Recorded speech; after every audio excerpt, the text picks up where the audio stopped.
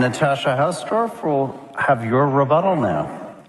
Thank you. I'd like to use my time to do some fact-checking, but I only have 3 minutes, so we'll see how far I get. But first of all, Balfour. We heard him quoted to you earlier, ladies and gentlemen. Well, let's be clear about that quote and what was changed, or at least misrepresented, because I think this is going to give a really strong indication for what is coming out of the opposition as a whole. We were told he'd referred to Jews as alien and hostile. In fact, that he was therefore an anti-Semite. Well, I'm going to read you out the quote, and you make up your own minds.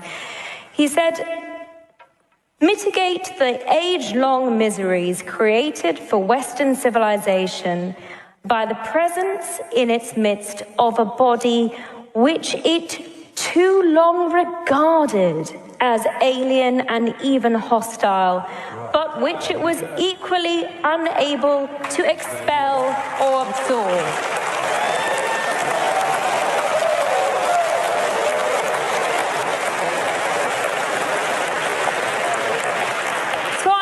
You very strongly not to take for granted what the opposition are telling you tonight.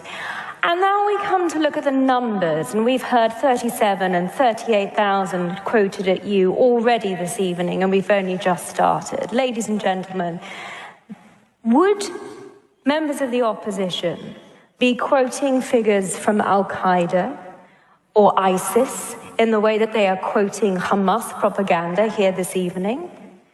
These figures, which have not been verified, and which even the UN has revised down on the basis of missing information for significant thousands of these figures that have come from quote-unquote media sources as opposed to from hospitals, and that have been circulated on Google Docs where people are encouraged to enter their martyrs here. This is the methodology for compiling these supposed figures.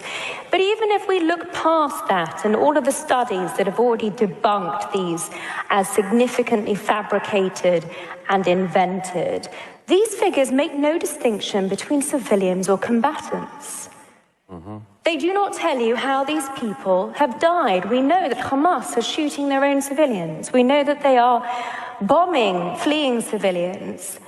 We know that when Palestinian Islamic Jihad and Hamas rockets fall short in the Gaza Strip, they kill indiscriminately, unlike the measures that Israel takes, which are targeted, precise, and based on proportionality exercises.